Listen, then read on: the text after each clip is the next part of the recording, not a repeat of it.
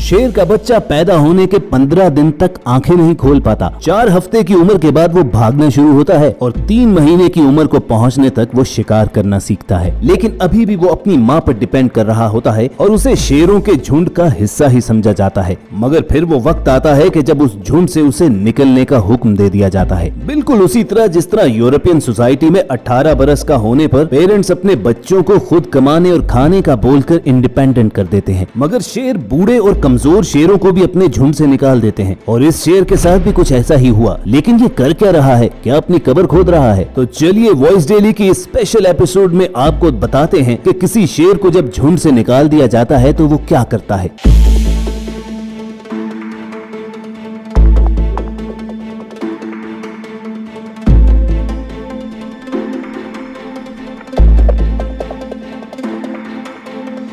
लेकिन इस special wild life documentary को शुरू करने से पहले हमारी मेहनत को लाइक करना मत भूलिए और ऐसी इंटरेस्टिंग वीडियोस फ्यूचर में हासिल करने के लिए रेड बटन पर क्लिक करके और बेल आइकॉन को प्रेस करके वॉइस डेली के सब्सक्राइबर्स बन जाइए। शेर फैमिली ग्रुप्स में रहते हैं और ये ऐसे माहौल में सरवाइव करने के लिए जरूरी है कि जहां हर कदम पर आपसे भी बड़ा शिकारी घात लगाए बैठा होता है। लेकिन इस फैमिली ग्रुप का हिस्सा बने रहने के लिए जरूरी है कि आप बाकी शेरों के लिए वैल्यूएबल हों, वरना शेर अपने झुंड में से यंग और ओल्ड लायंस को निकालते ही रहते हैं। बिल्कुल उसी तरह जिस तरह वेस्टर्न सोसाइटी में लोग अपने बच्चों को इंडिपेंडेंट कर देते हैं और अपने बूढ़ों को ओल्ड एज होम में भिजवाते हैं। चलो बूढ़ा शेर तो इस झुंड के किसी काम का शायद ना हो, लेकिन वो यंग लायन को क्यों निकाल देते हैं जबकि वो उनके लिए शिकार भी कर सकता हो।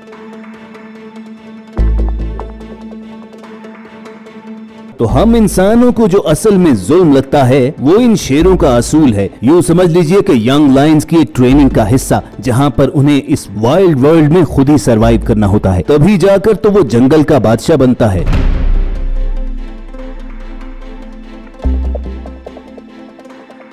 लेकिन इस एग्जाइल के दौरान लायंस के बचने के चांसेस बहुत कम होते हैं। यही वजह है कि जिस यंग लायन को इस झुंड से निकाला जाता है वो कुछ दिन तक तो उन्हीं के पीछे घूमता रहता है कि शायद वो उसे दोबारा अपना हिस्सा बना ले। लेकिन फिर कुछ दिन के बाद बिलाखिर उसे कूच करना होता है। और हैरानकुन तौर पर शेरनियां भी अपने बच्चों को इस तरह झुंड से निकालने पर खामोश रहती हैं। बहुत रेयर केसेस में ऐसा होता है कि कोई शेरनी अपने बच्चे के साथ ही इस झुंड को छोड़कर चली जाए, लेकिन इसमें बहुत बड़ा रिस्क होता है क्योंकि न सिर्फ उसे अपने बच्चे की हिफाजत अकेले करनी होती है बल्कि साथ ही साथ उसके लिए शिकार भी खुद ही करना पड़ता है। लेकिन शेर के बरक्स हैरत अंगेज तौर पर अगर शेरनी वापस झुंड में आना चाहे तो उसे फौरन एक्सेप्ट कर लिया जाता है, क्योंकि इस झुंड में शेर सिर्फ अपने इलाके की हिफाजत करता है या ज्यादा से ज्यादा फोटोग्राफर्स के लिए पोज बनाता है, जबकि पूरे झुंड के लिए शेरनियां ही असल में शिकार करती हैं, शेर के बच्चों की परवरिश भी करती हैं और साथ ही साथ उसकी हिफाजत भी। यही तो वजह है कि एक शेरनी जब भी झुंड में वापस आना चाहे तो उसे वेलकम कहा जाता है, जबकि यंग लायंस के पास ये ऑप्शन नहीं होती। तो फिर वो सर्वाइवल के लिए आखिर करते क्या हैं? जिंदा रहने और भूख मिटाने के लिए वो आखिर कहां और किसका शिकार करें? क्योंकि जंगल में तो तमाम शेरों ने अपने अपने इलाके बांट रखे होते हैं और अपने उस एरिया में वो किसी और शिकारी को कदम नहीं रखने देते। तो झुंड से निकाले गए इन यंग लायंस के लिए फिर 2 ऑप्शंस बचते हैं,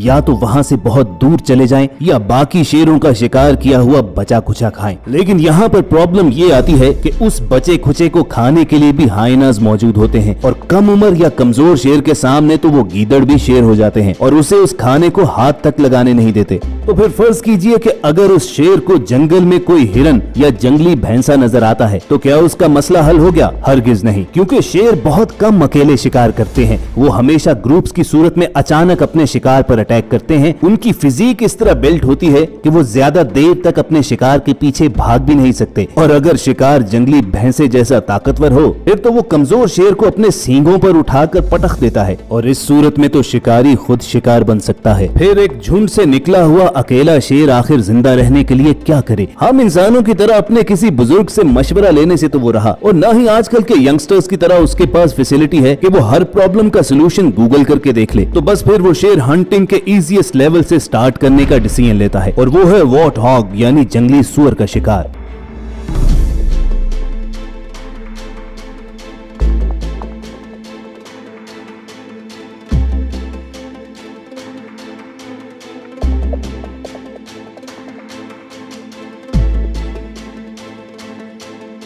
लेकिन अमूमन शेर उसे भी टीम की सूरत में शिकार करते हैं। तो अपने झुंड से बिछड़ा अकेला शेर सीधा उस वॉर्थ हॉग के घर पर अटैक करता है। तो दोस्तों ये शेर मायूस होकर अपनी कब्र नहीं खोद रहा, बल्कि उस अफ्रीकन जंगली सुअर को उसके घर से बाहर निकालने की कोशिश कर रहा है, जो जमीन में गड्ढा खोद कर अपना घर बनाते हैं। आपने यकीनन किसी शेर को इस तरह गड्ढा खोदते नहीं देखा होगा, लेकिन जब भूख से जान निकल रही हो तो फिर जंगल का बादशाह भी ऐसे करता है और इस काम में उसे 6 से 7 घंटे भी लग जाते हैं। लेकिन अगर ये बरसात का मौसम हो तो बारिश की वजह से जमीन गीली और नरम पड़ जाती है और शेर के लिए पेट की आग बुझाने का इंतजाम जरा जल्दी हो जाता है। मगर ये जंगली सुअर भी कुछ कम चालाक नहीं होते और शेर के हाथों शिकार होने से बचने का उनके पास भी एक तरीका है, और वो है तेज और लंबा दौड़ना। और चीते के बरक्स शेर बेचारा ना तो बहुत तेज भाग सकता है और ना ही ज्यादा देर तक अपने शिकार का पीछा कर सकता है। इसीलिए तो खतरे की बू पाते ही वॉर्थ हॉग अपने होल से निकलता है और बिना पीछे देखे गोली की स्पीड से सीधा भागता रहता है। इसलिए कभी तो शेर उन्हें शिकार करने में कामयाब हो जाता है और बाज़ औक़ात खाली हाथ लौटना पड़ता है।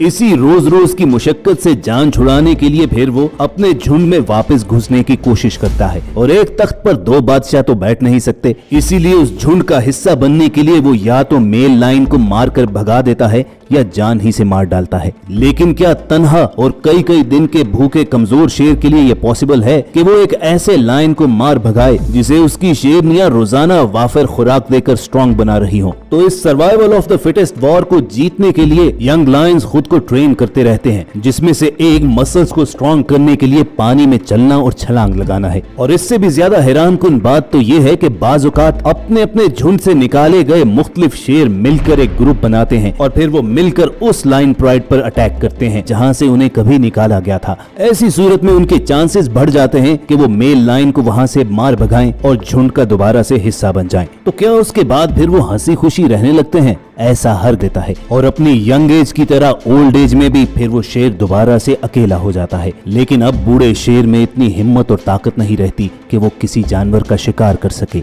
और भूख उसे मजीद कमजोर करती चली जाती है। फिर वो दिन आता है कि जंगल का बादशाह चलते चलते किसी एक जगह पर रुकता है और दोबारा कभी नहीं उठता। और हर शेर का लगभग यही लाइफ सर्कल होता है। मगर सरप्राइजिंगली शेरों का झुंड यहाँ पर भी शेरनी के साथ डिफरेंट सलूक करता है। शेरनी अगर बूढ़ी भी हो जाए तब भी उसे झुंड से निकाला नहीं जाता और शिकार करने के काबिल न होने के बावजूद बाकी शेरनियां उसे अपने शिकार में से हिस्सा देती हैं और ऐसा उसकी जिंदगी के आखिरी दिन तक चलता है। यानी जंगल की दुनिया में भी फीमेल्स दूसरी फीमेल्स की हिफाजत करती हैं। है ना दिलचस्प बात? तो व्यूअर्स, अगर आपको ये वीडियो इन्फॉर्मेटिव लगी हो तो इसे लाइक करना मत भूलिए और ऐसे ही दिलचस्प और इंटरेस्टिंग वीडियोस फ्यूचर में हासिल करने के लिए आप रेड बटन पर क्लिक करके और बेल आइकॉन को प्रेस करके वॉइस डेली के सब्सक्राइबर जरूर बनिए। जल्द मिलने की उम्मीद के साथ आपको अलविदा कहेंगे। देखते और सुनते रहिए वॉइस डेली।